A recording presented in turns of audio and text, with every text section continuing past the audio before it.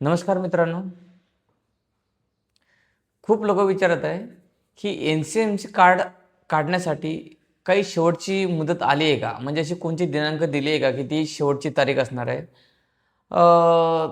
माझं नाव आहे सागर वाघ. मी मलकापूरला चालक तथा वाघ म्हणून कार्यरत आहे. मित्रांनो, तुमचे बरेचसे जे काही प्रश्न आहे की जसं एस टी महामंडळाने NCMC कार्ड जे आता म्हणजे जे सवलतसाठी जे कार्ड लागू करण्याचा निर्णय घेतला आहे त्यासाठी काहीतरी शेवटची मुदत म्हणून तारीख दिलेली आहे का. आणखी तुमचा दुसरा प्रश्न की हे कधीपासून म्हणजे बसमध्ये लागू होणार आहे. आणि तिसरा प्रश्न असा की एस टी महामंडळाने हा निर्णय असा असा अधममध्ये का घेतला. तर याचे तुम्हाला सगळ्यांचे सविस्तर उत्तर मी या व्हिडिओच्या मार्फत देणार आहे.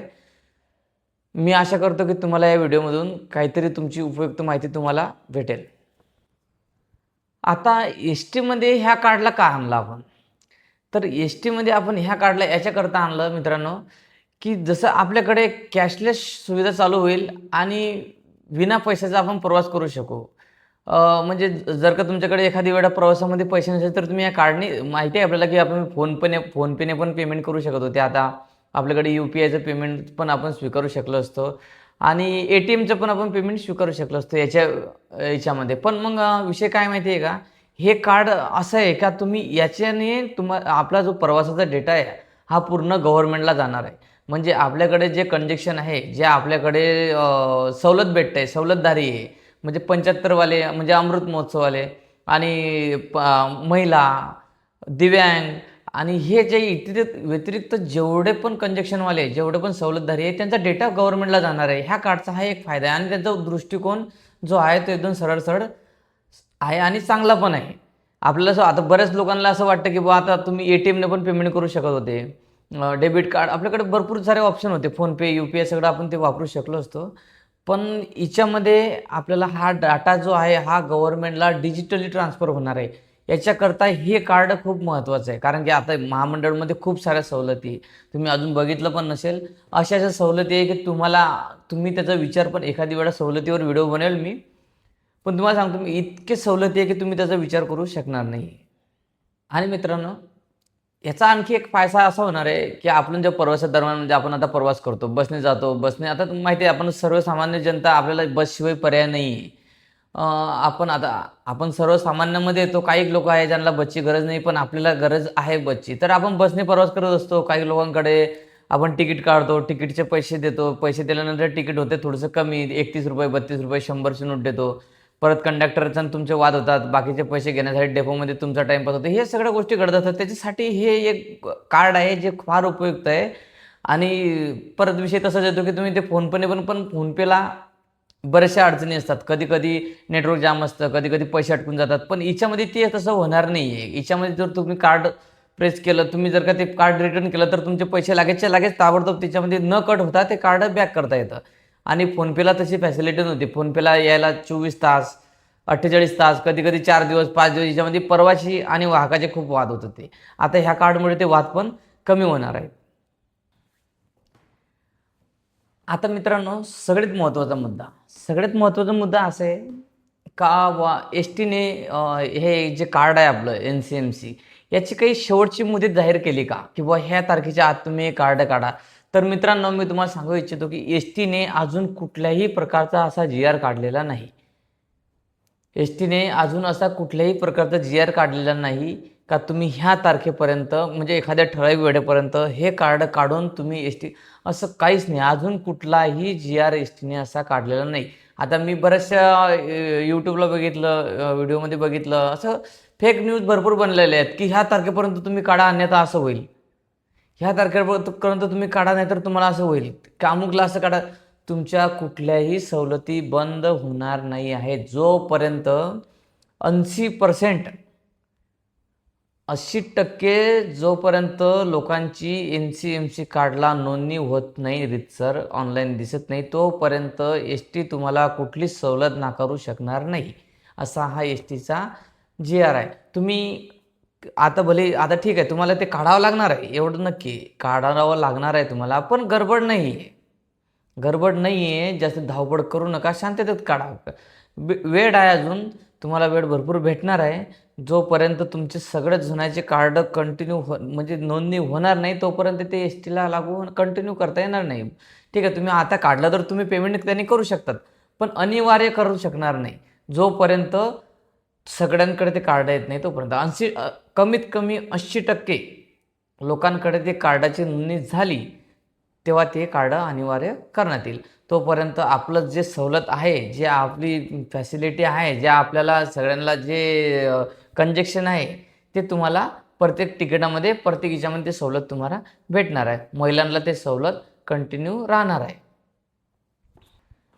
तर मित्रांनो, काही लोकांना असं वाटतं की एस टी फक्त बस सेवा आहे. तर मित्रांनो, ही एस टी फक्त बस सेवा नाही आहे. हे शेतकऱ्याची जीवनवाहिनी आहे. शाळकरी मुलांची शाळा आहे आणि जे रोजगार कमवल्या जातात ना, त्याची रोजीरोटी आहे. यांचं घर याच्या भरोश्यावर चालतं. म्हणजे ही जोपर्यंत एस टी यांना घेऊन शहराकडे जात नाही तोपर्यंत याची दिवसाची दिनचर्या चालू होत नाही. तर मित्रांनो, एस टी आपल्या सगळ्यांच्या जीवनामध्ये खूप मोठा पार्ट आहे. आपण विचार करतो की एखादी ठीक आहे, जे हाय क्लास लोक आहेत त्यांची गोष्ट वेगळी आहे, पण आपल्यासारखे म्हणजे माझ्यासारखे साधारण माणसं यांची एस टी शिवाय सुरुवात होतच नाही. आपल्याला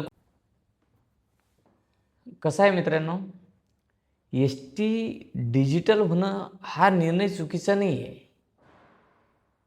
किंवा एस टीमध्ये हे नवीन अपडेट येणं हे पण चुकीचं नाही आहे. सगळ्या सवलती कार्डावर देणं हे पण चुकीचं नाही आहे. फक्त एवढंच आहे की याची जी माहिती आहे, ह्या कार्डाची जी माहिती आहे, हे सर्वसामान्य जनतेपर्यंत कधीचीच अगोदरच थोडी का होईना पण हे पोहोचायला पाहिजे होती की ह्या असे. पण आता कसं आहे, एक तर त्यांना कन्फर्म माहिती नाही की नेमकं ह्या कार्डाचं काय आता बा नेमकं आता आता एकदम सगळ्यांना सांगून टाकलं की ह्या दिवशी असं होणार आहे, ह्या तारखेपर्यंत लास्ट दिवस आहे, 1 मार्चला तुमचं कार्ड बंद पडणार आहे. ही त्यांना न्यूज कोणी दिली? सोशल मीडियाच्या माध्यमातून.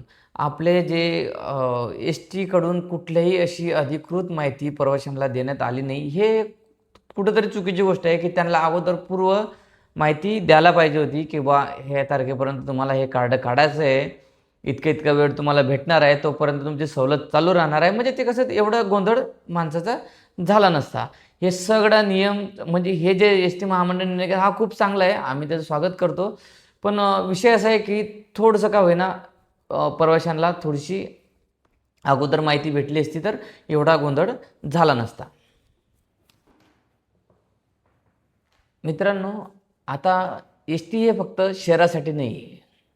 एस टी ही फक्त शहरासाठी नाही आहे. एस टी हे ग्रामीण भागासाठी आहे. एस टी शेतकऱ्यासाठी आहे. एस टी शाळकरी मुलासाठी आहे. एस टी वयोवृद्ध लोकांकरिता आहे. एस टी महिलांकरता आहे. एस टी सगळ्यांकरता आहे.